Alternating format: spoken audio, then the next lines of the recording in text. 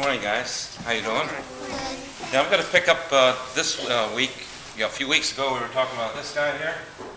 This is Mr. Blakesley. His father was a deacon here. His father's name was Moses. And I don't know if you remember, he was involved in it. He was an Underground Railroad agent. He helped free the slaves. Well, anyways, when he was a kid, he used to sit in this church. Okay? So, like I say, when he grew up, he wanted to be a pastor real bad, so he started going to seminar. And anyways, the Civil War was breaking out, and Abraham Lincoln needed a lot of volunteers for the service.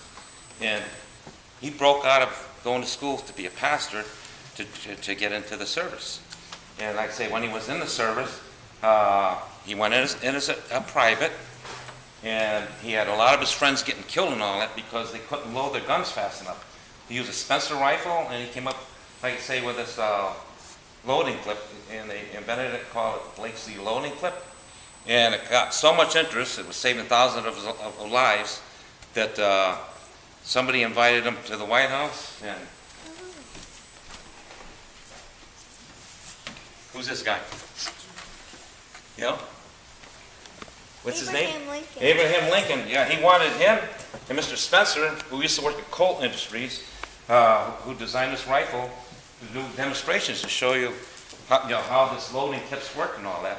And like I say, it became worldwide known that he saved so many lives, and it makes me think if he was never born, of all the lives that wouldn't have been born and the families that wouldn't be here today, makes me think of that movie It's a Wonderful Life. Anybody ever seen that with Jimmy Stewart? You remember? Okay. You remember George Bailey? He wished that he was never alive, and this angel Clarence was walking through the cemetery, showing him if he hadn't lived. He brought him up to his brother's grave, and he says, "My brother's not dead." He says, "Yes, he is. You weren't here to save him when he fell into the pond. He drowned." And he said, "Yes, but he went on. He was a fighter during the war, and he shot down all those Jap planes, and he saved all the people on the ship." He said, "No, all those people on the ship died." So it goes to show you how one life can touch so many other lives. He was a very important guy. So anyways, he went in as a private.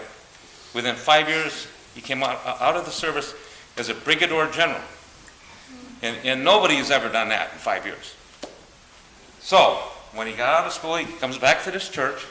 His father Mo says, "Well, what are you going to do with your life?" He says, "Well, I want to go back to school and become a pastor." So he went back to school, came out of seminar. He went to down at, I believe, New Haven was the first church that he preached at. And when he was preaching, he didn't like the way the church studies were being done in school, for the Sunday school guys. And he didn't like the way Bible studies were being done, so he started writing books. And anyways, the amount of books that he wrote, they're still sold on Amazon.com, and they translated it into 10 different languages, and they are used today. And any idea how many books he wrote? How many? 17.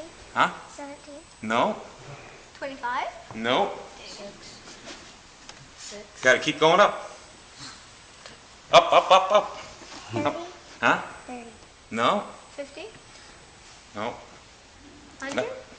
Not 100. Not 125. Not 150, but 160 books he wrote. Okay?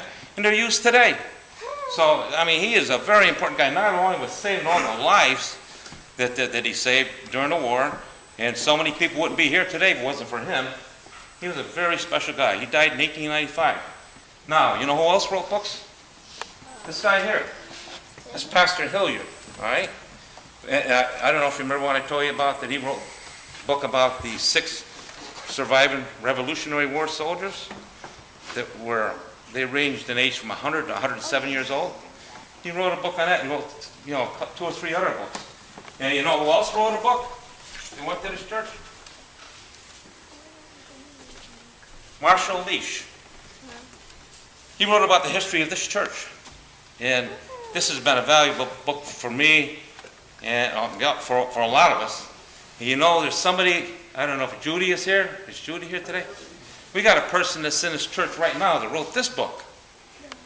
Yep, it is all the history of Plymouth. And every family in the town of Plymouth, I think they ought to have one. And if you can buy these on Amazon.com or see Judy, and it'll tell you all about the history of the town. Very, very interesting. It'll be for sale on the 17th. Pardon me? She's gonna sell them here on the 17th. Yeah, on May 17th, when she's out here, when we're having our fair, they will be sold. So every family ought to have one of these home. So guys, I'm going to have a little lesson on life, and we're going to wrap it up. Lesson on life today is some very precious words that people just don't use enough. Any idea what those are? What if I said to June, June, get me my breakfast? Would that be nice to say? No. Oh, never say Well- cool things? No. How should I have said it? Please. Please, the word please. Please get me my breakfast. Now, do you ever at home say, hey, Ma, help me with my homework? Do you ever say that? No. Always use the word. Good choice, Steve. Always use the word please. And then when somebody does something for you, these words can never be worn out. And people, young and old, they do not use them enough, and they should. If somebody does something for you, what do you say? Thank you. Thank you. I don't care if they hand you a marble. You say thank you, okay? Always remember that in life. You know, when you want people to help you, always use the word please. And if you, when somebody does stuff for you, never forget the word thank you. You can never wear out those words. Okay, let's have a little prayer. Dear God, Jesus, so many precious people in this church, so many precious memories. And we know that in the future there's going to be a lot of people that are in this church today that are going to go on with their lives and become famous and save lives.